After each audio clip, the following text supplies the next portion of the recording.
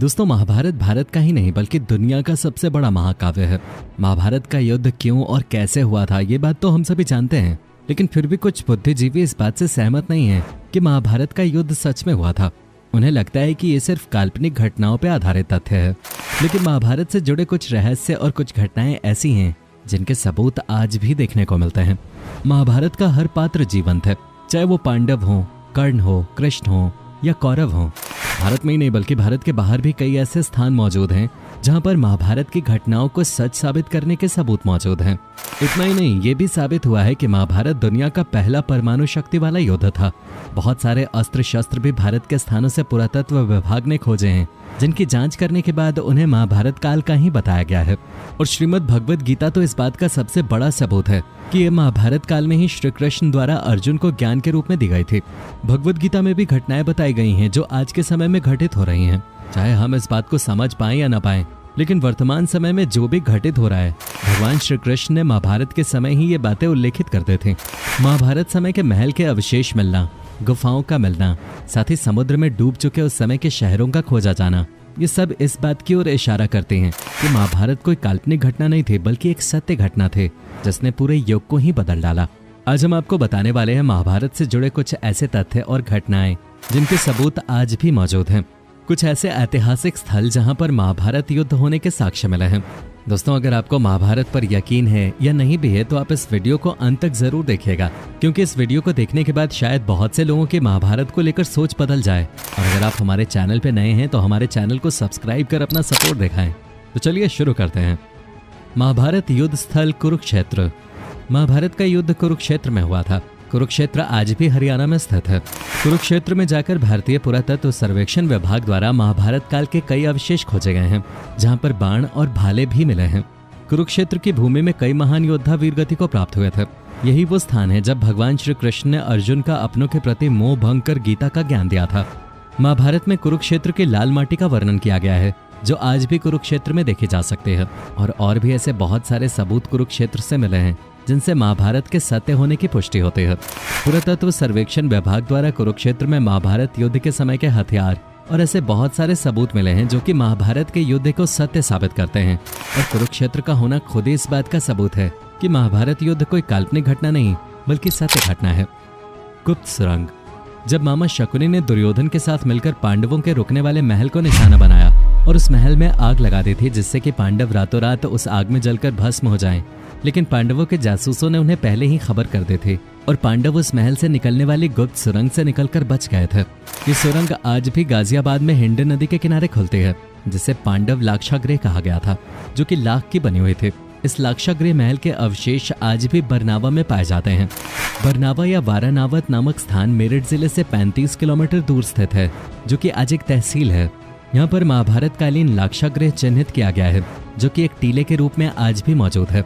यहाँ से भटकते हुए पांडव आज मौजूद नागालैंड में पहुंच गए थे, जहाँ पर राक्षसी हिडिंबा संग भीम का विवाह हुआ और घटोत्कच नामक पुत्र उत्पन्न हुआ। भीम अपने पुत्र के साथ गोटी से शतरंज खेलते थे, जो कि आज भी नागालैंड के दीमापुर में देखे जा सकते हैं। इस गुप्त सुरंग और लाक्षागृह के अवशेषों का होना इस बात की तरफ संकेत करता है कि महाभारत का युद्ध काल्पनिक नहीं था। खाटू श्याम जी।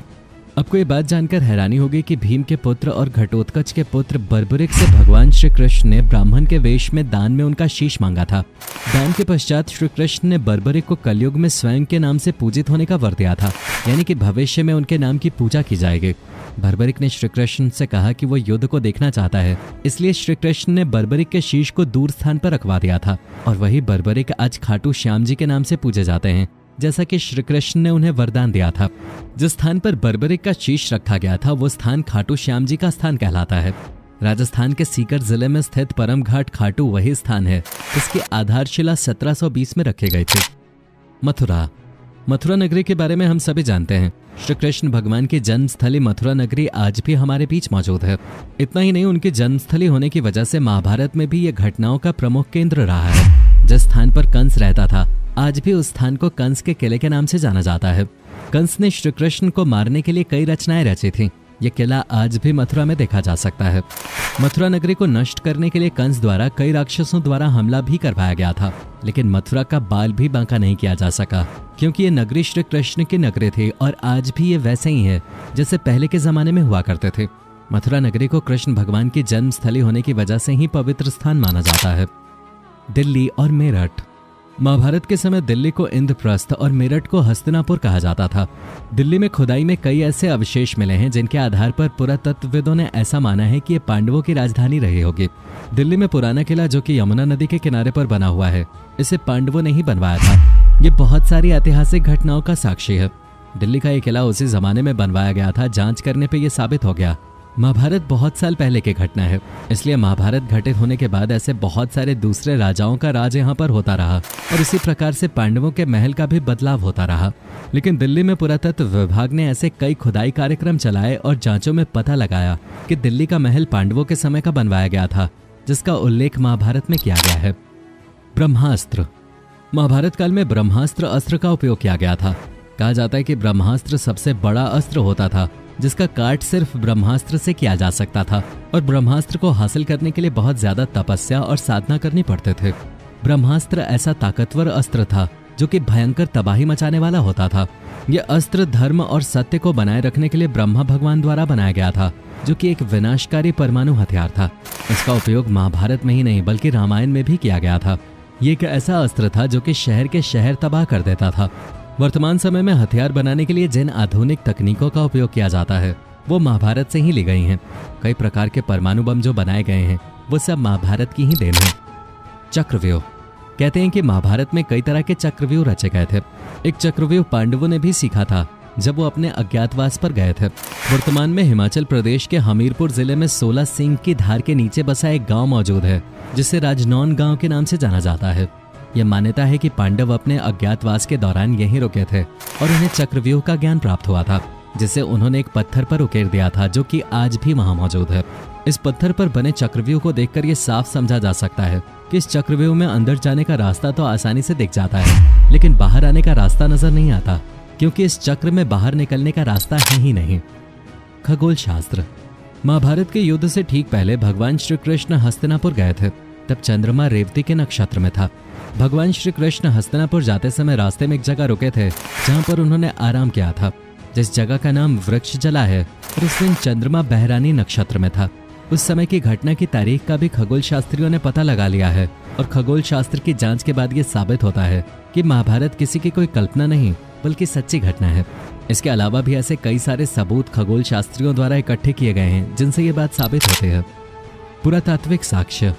भारत में 35 से भी ज्यादा स्थानों पर पुरातात्विक साक्ष्य पाए गए जो कि इस बात की तरफ इशारा करते हैं कि यहाँ से मिले सभी तरह के सामान महाभारत के जमाने के ही हैं।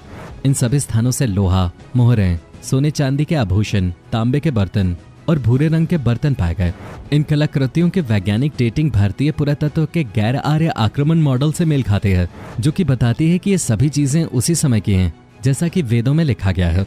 अगर महाभारत एक काल्पनिक घटना होती तो इतनी सारी जगहों पे इस तरह के सबूत कैसे मिल सकते थे? अगर पुरातत्व विभाग द्वारा जांच में ये बताया जा रहा है कि महाभारत में उल्लेखित चीजों से खोजी गई चीजें मेल खाती हैं, तो महाभारत का होना सत्य घटना ही है।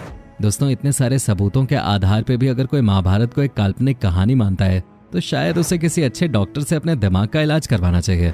वैसे आपको इस वीडियो का कौन सा पार्ट सबसे ज्यादा पसंद आया, हमें नीचे कमेंट्स में जरूर बताइएगा। और अगर आपको वीडियो पसंद आई हो तो इस वीडियो को लाइक और अपने दोस्तों के साथ शेयर जरूर कीजिएगा, जिससे कि महाभारत के सच के बारे में सभी को पता चल सके। और अगर आपको इसी तरह की वीडियोस अच्छी लगती हैं तो आप हमारे चैनल को फ्री में सब्सक्राइब कर सकते हैं, क्योंकि हम हर रोज ऐसी ही वीडियोस आपके लिए अपलोड करते रहते हैं। इस वीडियो को अंत तक देखने के लिए आपका बहुत बहुत शुक्रिया।